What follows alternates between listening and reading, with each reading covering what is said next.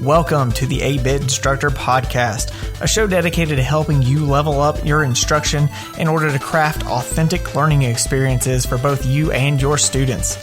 I'm your host, Lee Tucker, a high school English teacher and ed tech enthusiast, and I want to join you on your journey to becoming the best instructor that you possibly can. So if you're ready, grab your adventuring gear and let's get going.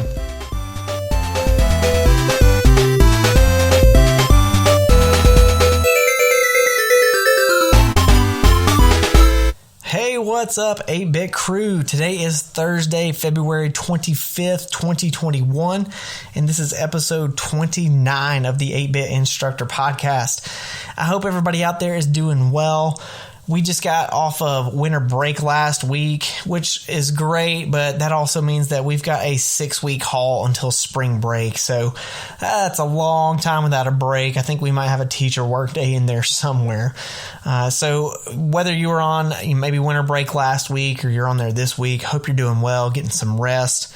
I hope all my Texas educators out there are doing okay. I know y'all had a rough week last week, and hopefully things are getting back to normal. Hopefully you guys are getting back into school and able to do some good stuff and getting things back the way they were, because this year wasn't hard enough as it already is, right? So let me know how y'all are doing. If any of y'all need some help, reach out. Let us hear from you.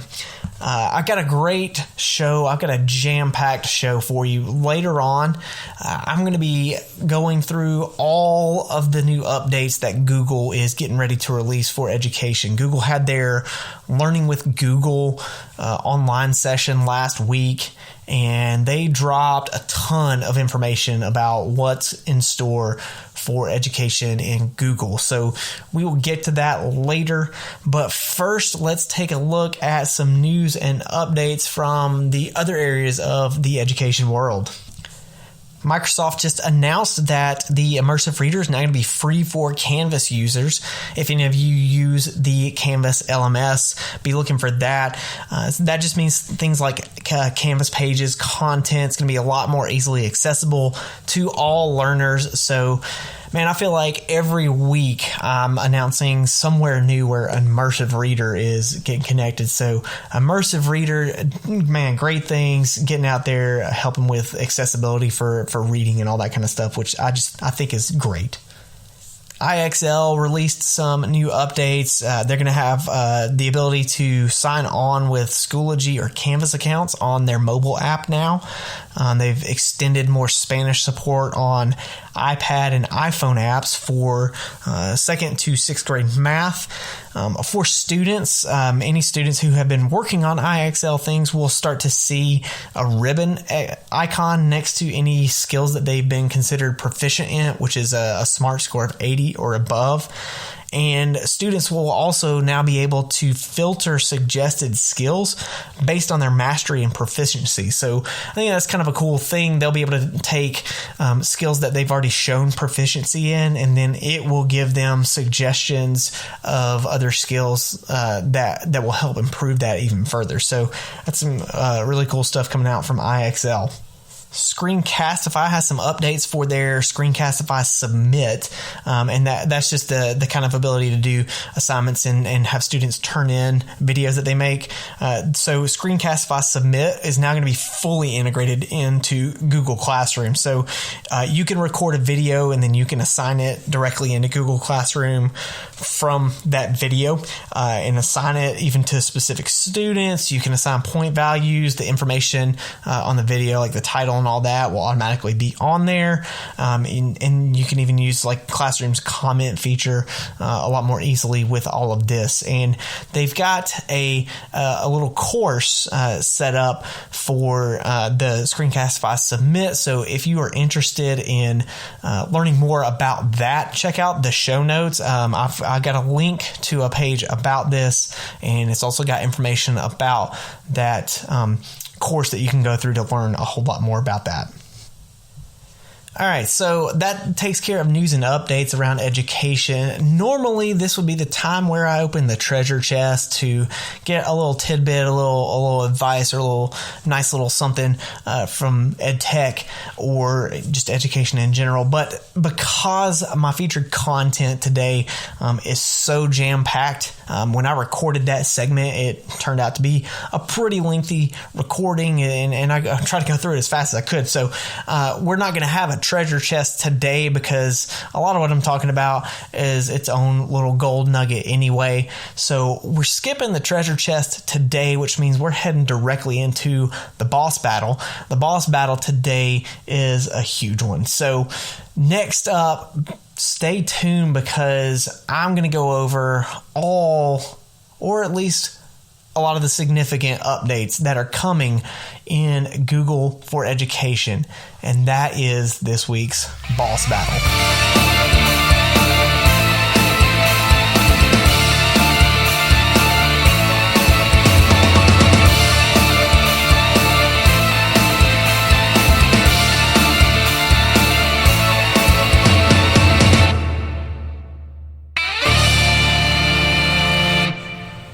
All right, folks, you guys better buckle up because I got a lot of information to share out with you.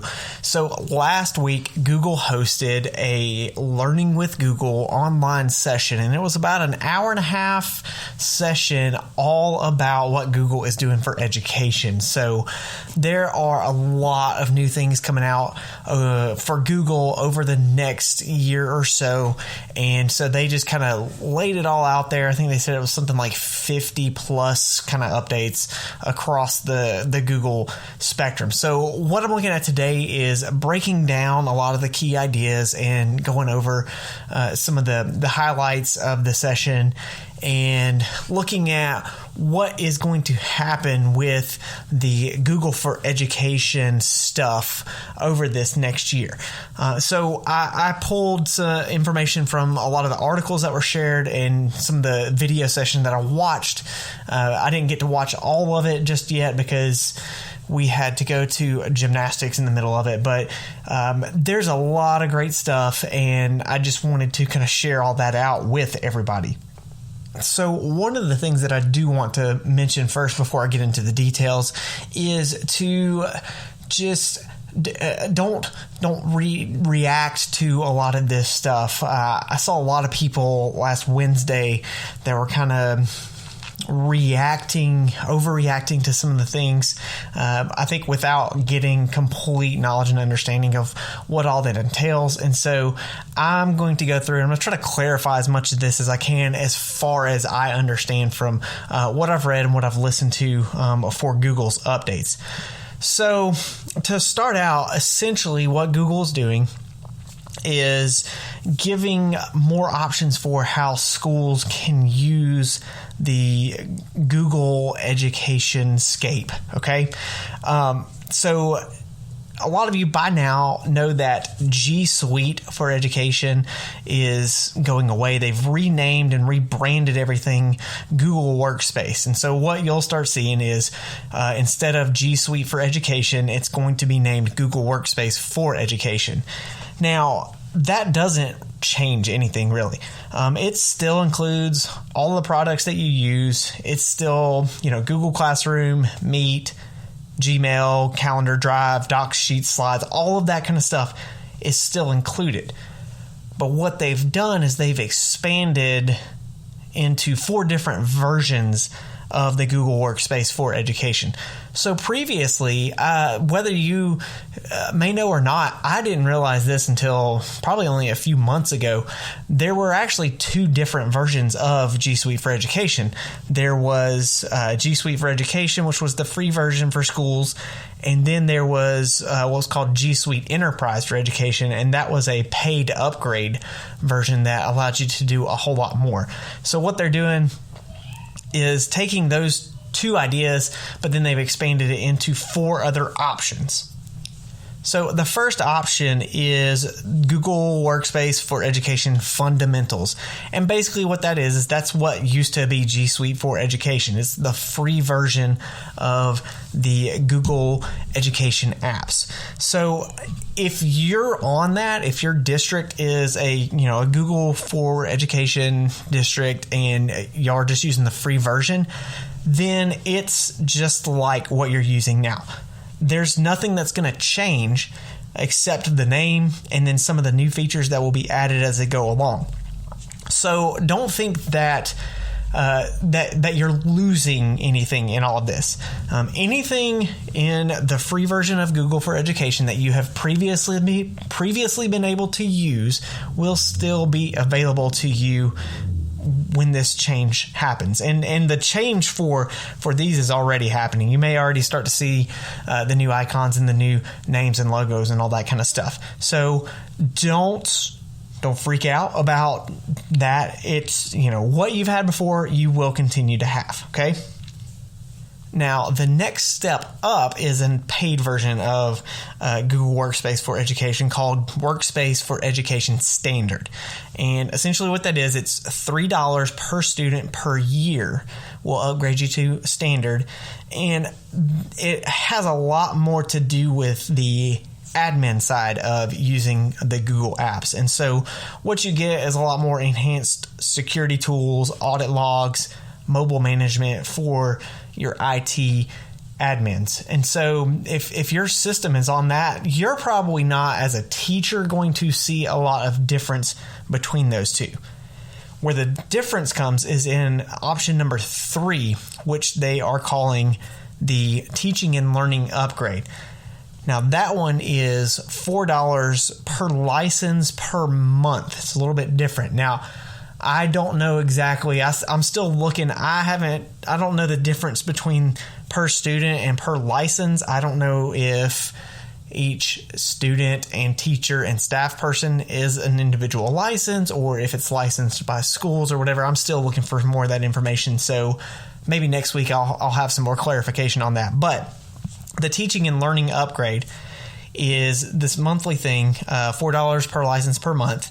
And what it does is it gives you upgrades to a lot of the teaching and learning apps. More specifically, a lot more options in Google Meet and in Google Classroom, which I will be covering later on. So I'm not going to get into that right now.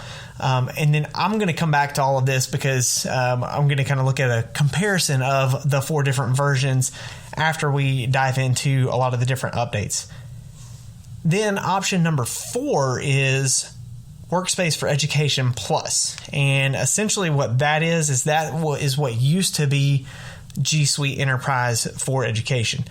That's $5 per student per year, and that's the big boy. That's the one that comes with everything possible. So if you or your district is looking to get the most out of Google, then that Education Plus is probably going to work.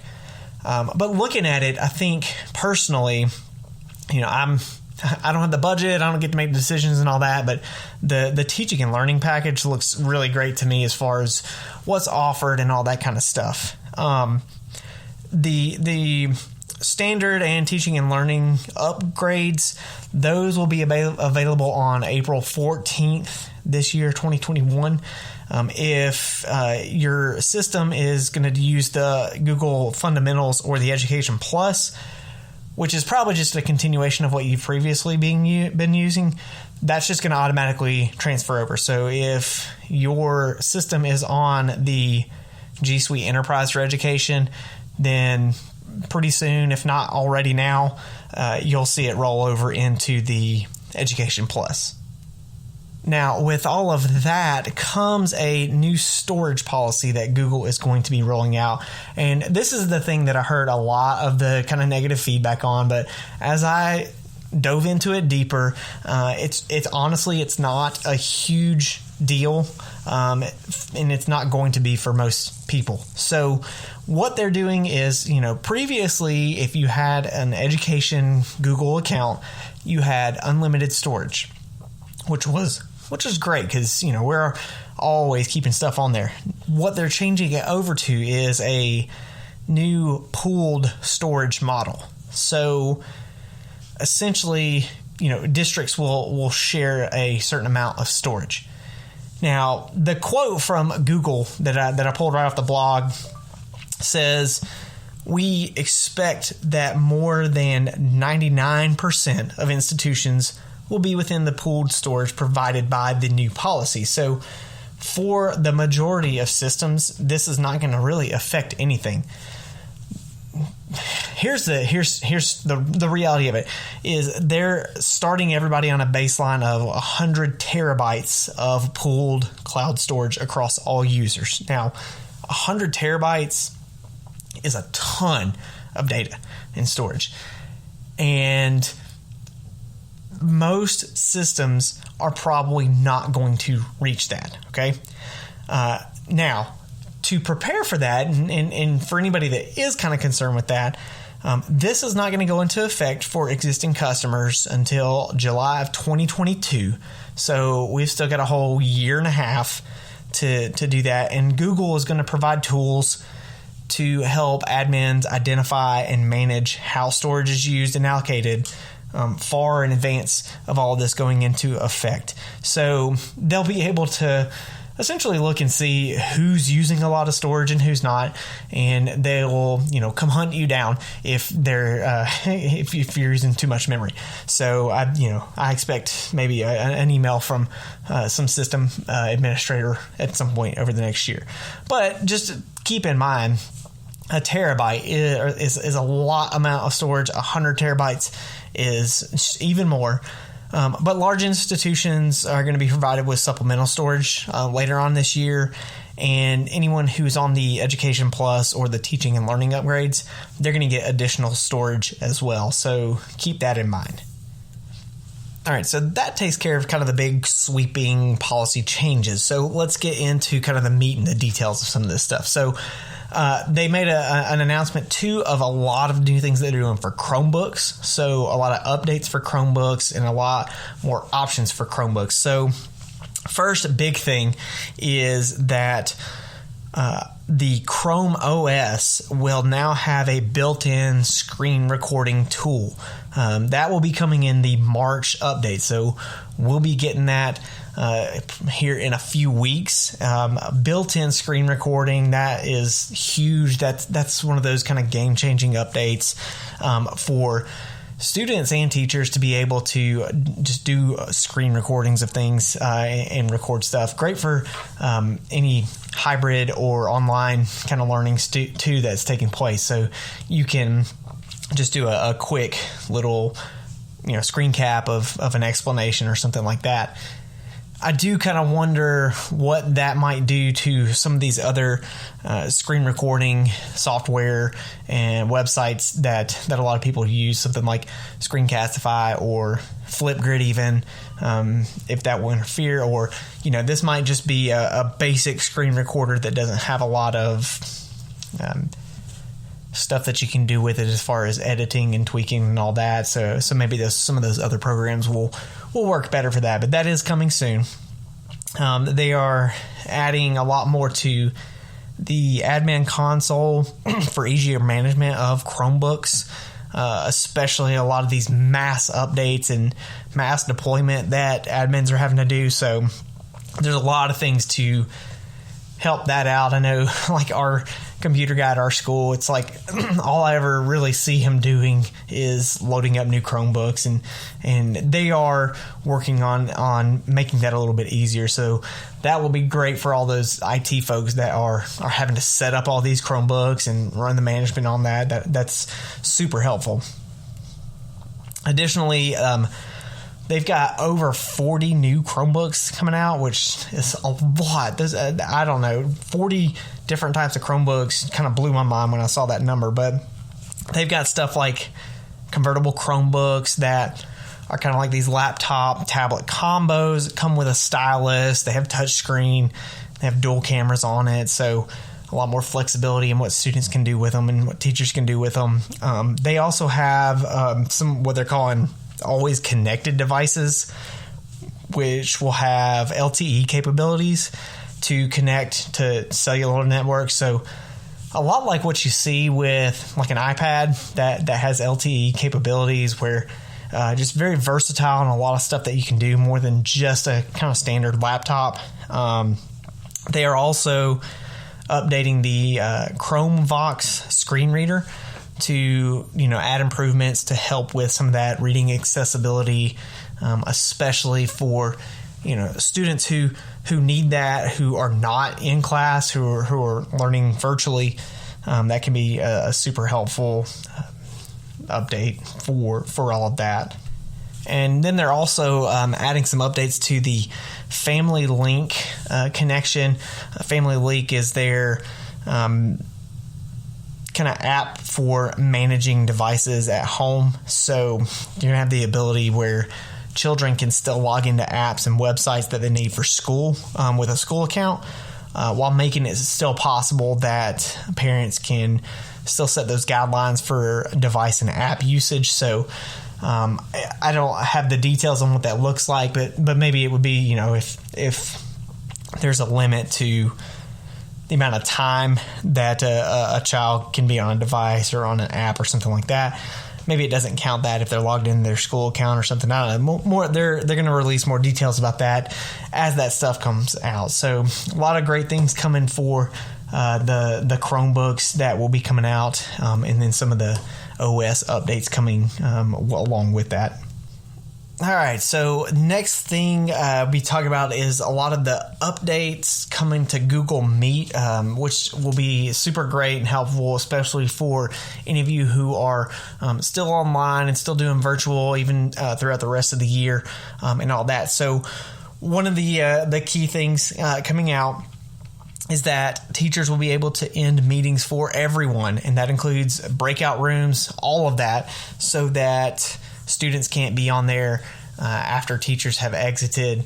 Back in last March when school started shutting down, that became a very quick issue where students were getting onto Meet and doing stuff without teachers being on there. So that's a new kind of safety thing that's going out. In the next couple of weeks, you'll see a new feature where teachers will be able to mute all participants at once, which is great. So you don't have all that noise if you need to talk and say something. And then in the coming months, any host can actually control when a student can unmute themselves. So if you need 5 minutes to talk without being interrupted, you can mute everybody and set it to where they can't unmute themselves, and then open it up for discussion. They can unmute later on. Also, in the coming months, you got some key moderation controls that will be coming to the tablet and mobile versions. So anybody who's using those, some of those features that you aren't able to use that you can use on the web, those will be coming here pretty soon. With the Google Classroom meetings that are generated, so you can generate a Google Meet link within Google Classroom. There's some really great new updates that's coming with that. Students won't be able to join before the teacher's in there. And then additionally, since it'll be able to see all of the rosters for the Google Classroom, only students and teachers who are in that classroom will be able to join. So you won't be able to get any kind of outside students or teachers or anything like that in there. And then also every teacher in that classroom will by default be a host. So if you are teaching in a collaborative classroom and you have another teacher added on there as a co-teacher, then they will automatically be a host and have all the ability to do that, which would definitely be handy if both of you are on a Google Meet at the same time. One can run moderation stuff while the other one's talking or something like that. So those are some great updates that will be coming here in the next few weeks and few months.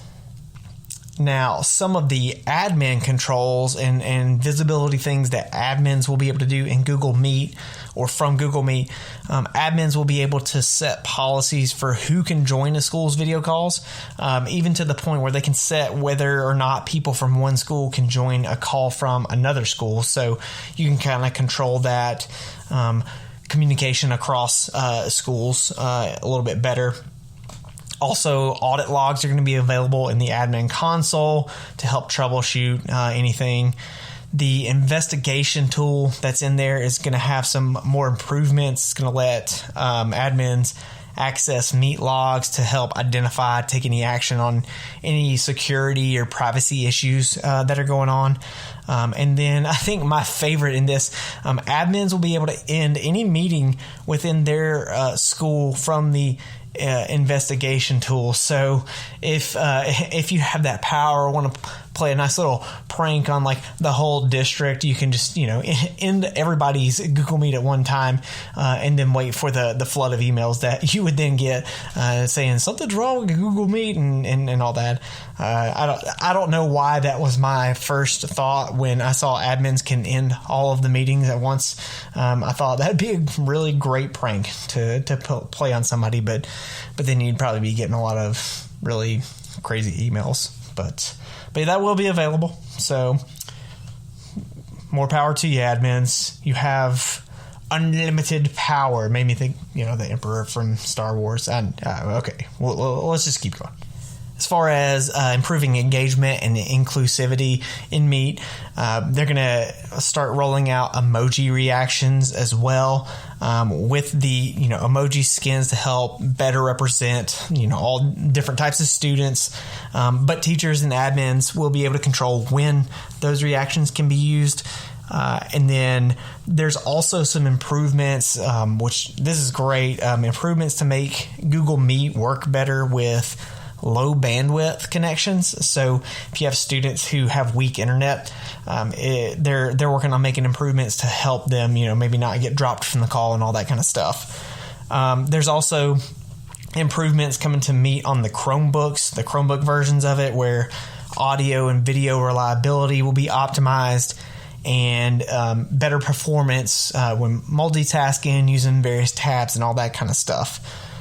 For some of the paid EDU upgrades, you'll be able to set up breakout rooms ahead of time in Google Calendar, which is a pretty cool little thing. So if you've got, you already know what groups your students are going to be in, you can go into Google Calendar and set up breakout rooms before the Google Meet starts, which I think is a great time saver, so you don't have to do it right in the middle of it and you're kind of losing students and all that kind of stuff. And then also transcripts for meetings will be coming soon. So the way it was written, I'm not sure if that is a part of one of the education upgrades or if that's going to be for all versions, but you'll be able to get the transcripts of a meeting. So if a student missed it or something like that, you can send that to them along with any kind of recording. So that's everything that is coming up for Google Meet. A lot of really great improvements and safety measures to help any of you who are still doing a lot of that virtual stuff do it to the best of your abilities.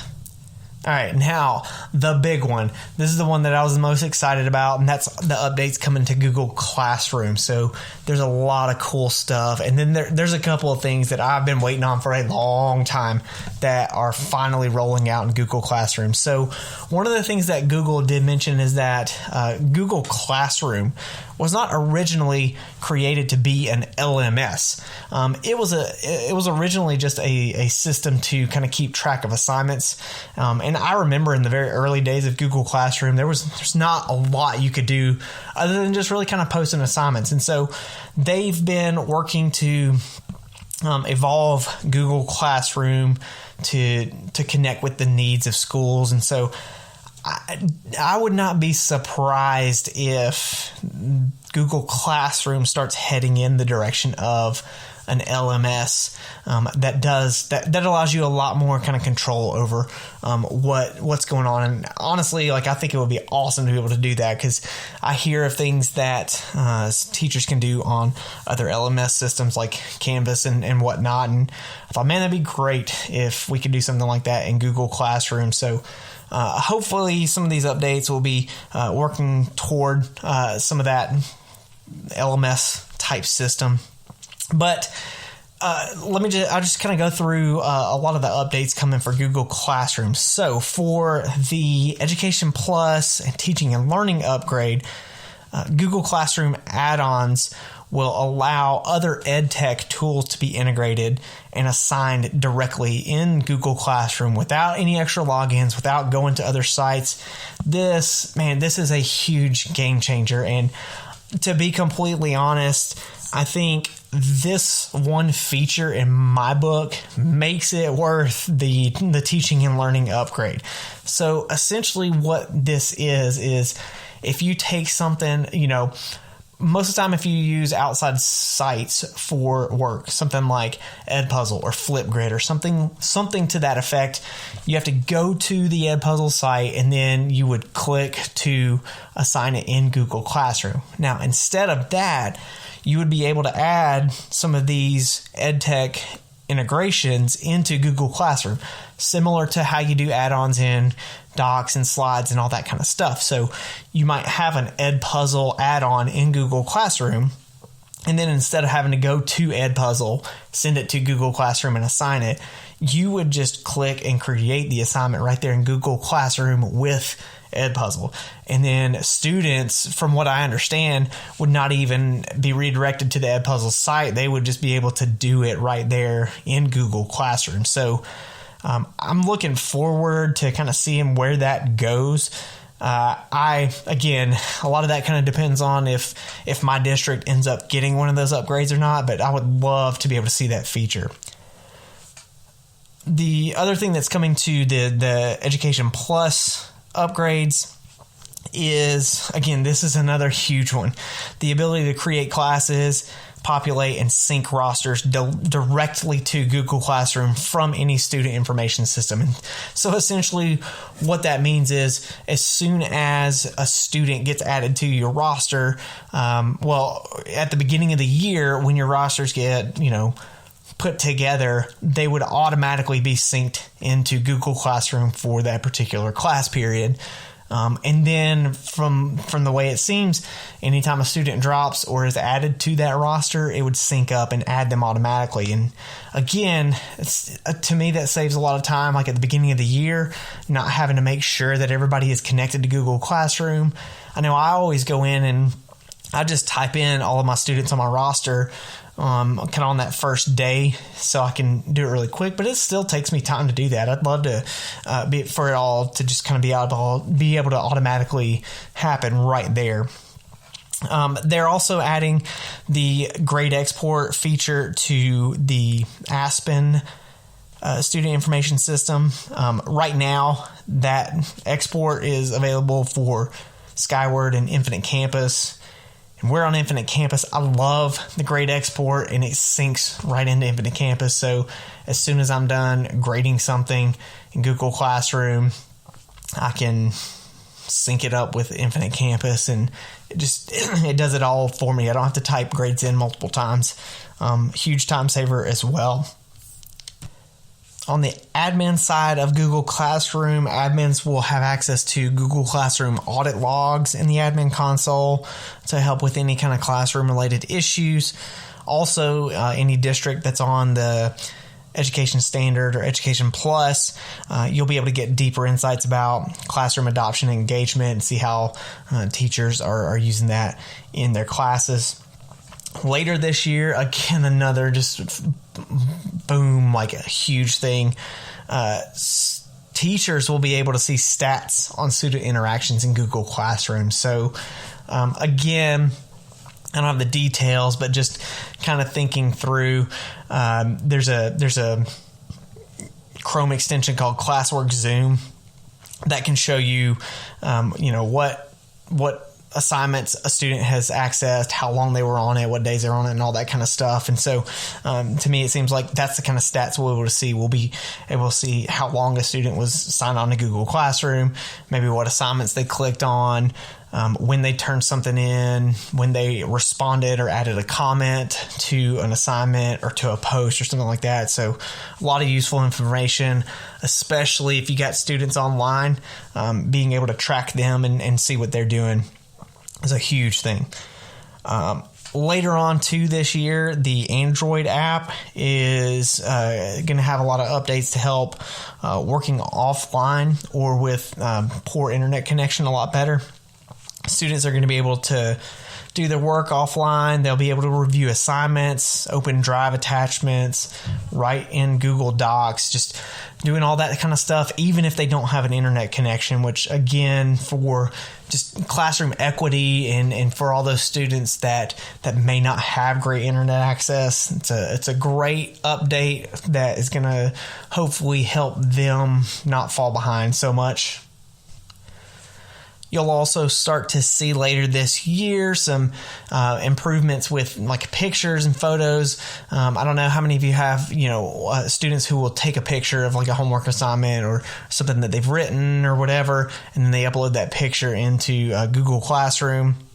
But it's going to be a lot easier to attach and submit photos in Classroom. They'll have this kind of scan feature where they can scan it, upload it. They'll be able to combine photos into a single doc, crop, rotate images, adjust the lighting, just making it a lot easier to, take care of all of that kind of stuff. Also, grading on mobile is going to be getting better throughout the year. Teachers will be able to switch between student submissions. They'll be able to grade while viewing an assignment, being able to share feedback, and hopefully, fingers crossed, because I've been sending feedback on this for a long time, hopefully be able to tap on rubric scores to complete a rubric. I've been asking for that for a long time.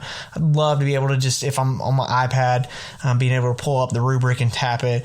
Right now, you can only click on a rubric score on the web version. So fingers crossed, hoping that comes along. And if it doesn't, you better believe I'm going to be sending more feedback to Google asking for that. Originality reports are going to be improving. They're expanding on the languages. Originality reports will be available in 15 different languages. And if you don't know what originality reports are, it's a way for both students and teachers to double check over anything written, to check for plagiarism and all that.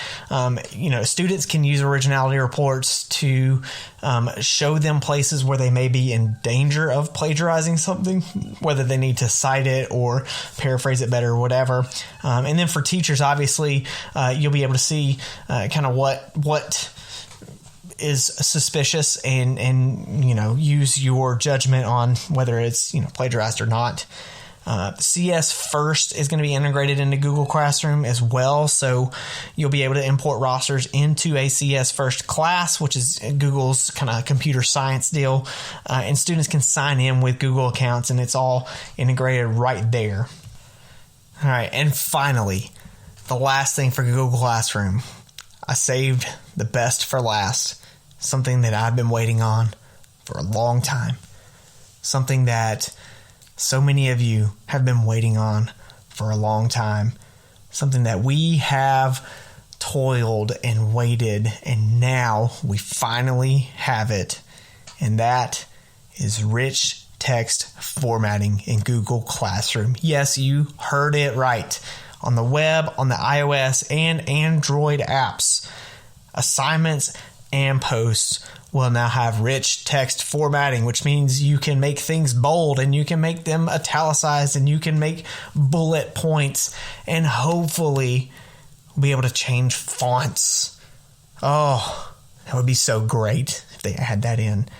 That's coming, and it's coming soon from what I see, so be on the lookout for that. I am so excited that rich text formatting is finally coming to Google Classroom. Okay, maybe I overreacted a little bit on the rich text formatting, but I am super excited about it. I really, really am. I'm as excited about that as I will be if I can grade rubrics on the mobile version of Google Classroom.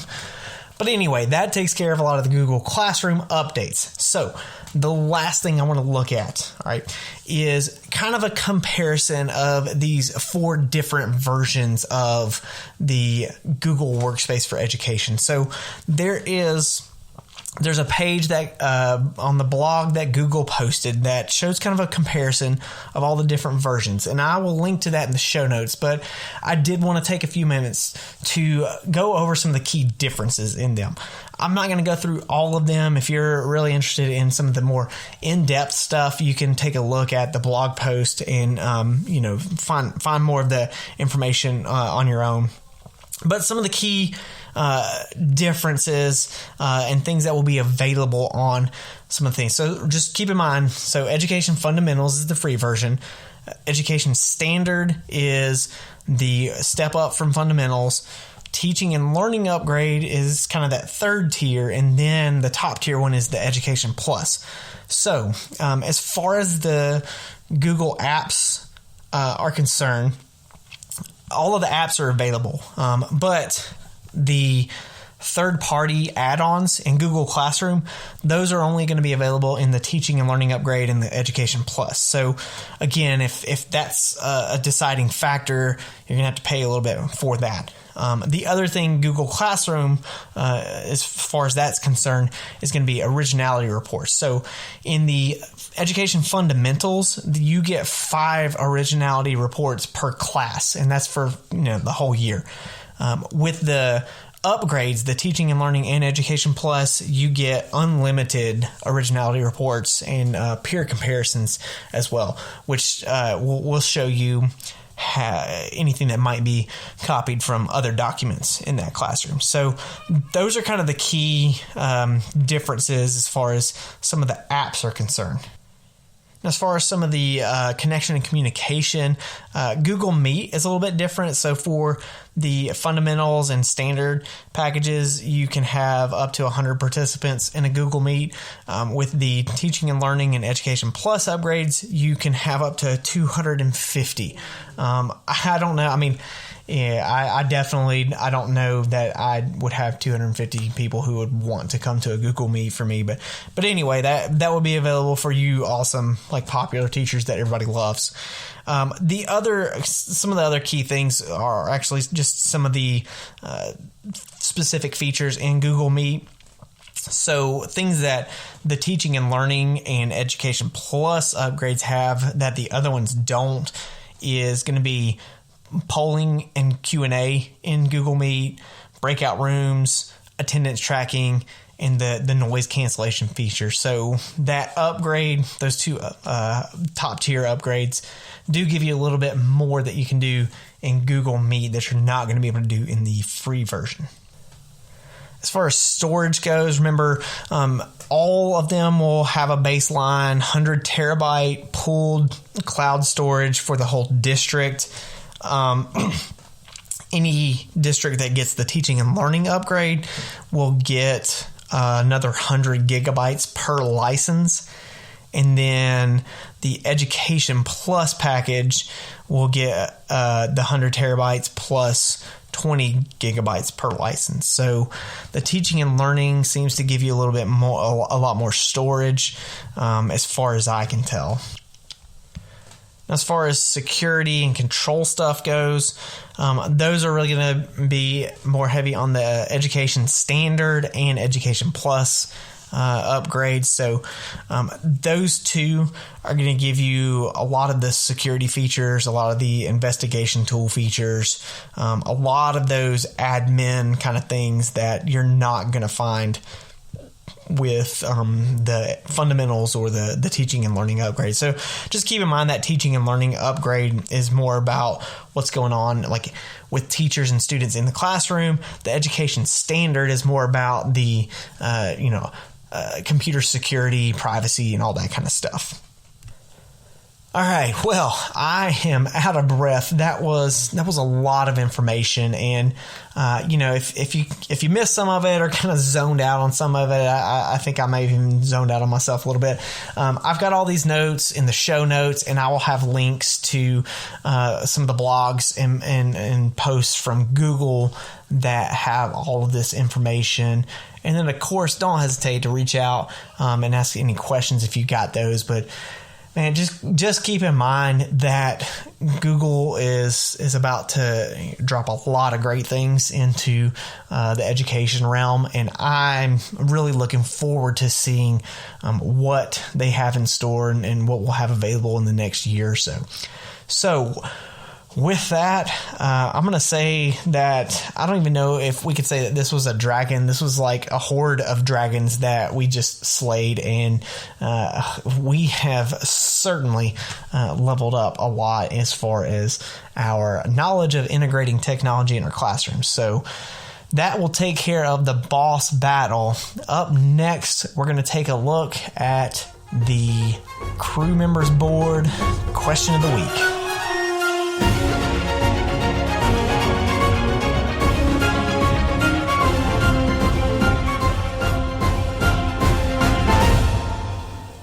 Well, all right, crew members, that was a lot of stuff. So hopefully you got a lot of good ideas and good information for what's to come with Google. What I want to know this week is, what is one thing that you are the most excited about when it comes to some of these new updates that Google is releasing? I already mentioned some of mine in the segment. I can't wait for the rich text formatting in Google Classroom. Honestly, as dumb as that might sound, and as whatever, not even connected to education that it is, I think it is the one thing that I am most excited about. And hopefully the grading thing will allow me to do rubrics on mobile. That would be great. I don't know for sure if that's happening yet or not, but that will be right up there with what I'm excited about. And then all I need them to do is allow me to embed pictures and videos into announcements in Google Classroom. And then I think I'm pretty set as far as the really things that the menial non-education things that I want available in Google Classroom. So that's what I'm excited about. Let me know what you're excited about. Send me a tweet, tag me on Twitter at Comic Socks, and use the hashtag 8BitCrew. And I'd love to hear what you're looking forward to out of Google in the next year or so. Well, that will just about wrap up this episode of the 8-Bit Instructor. Hey, thanks so much for listening. I really love it when people just want to kind of listen to what I have to say. Hopefully it is having a good impact on you and helping you out. Make sure, if you enjoy the show, to subscribe wherever you listen to podcasts. This podcast is available on all platforms. It's on Apple Podcasts, Google Podcasts, Spotify, Stitcher, all kinds of stuff. So make sure to hit subscribe so you don't miss a show. And of course, share this podcast with someone else who you think might benefit from listening. I'd love to build up the 8-Bit Crew community a little bit more. Also, I encourage you to share with the community. I'd love to have you on the show. If you've got something interested that you're trying out in your class, whether it's working or not, come on and let's talk about it. If it's not working, we can look at what we might be able to do better. If it's working well, let's look at what's working good and share that with other folks so that they can use that in their classes. So stay safe. I'm proud of you and the work that you're doing. Keep getting out there, giving it your best, and leveling up your teaching craft. And until next week, may your swords stay sharp and your shields hold strong.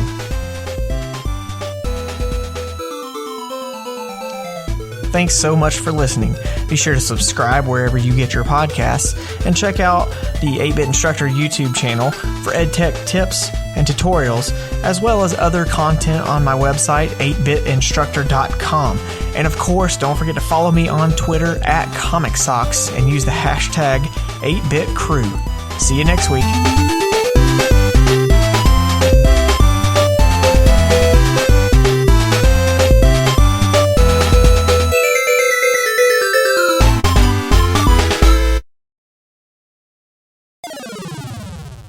If any of you use the Canvas LMS system, that is coming soon. LMS system, isn't that redundant? That's like saying PIN number.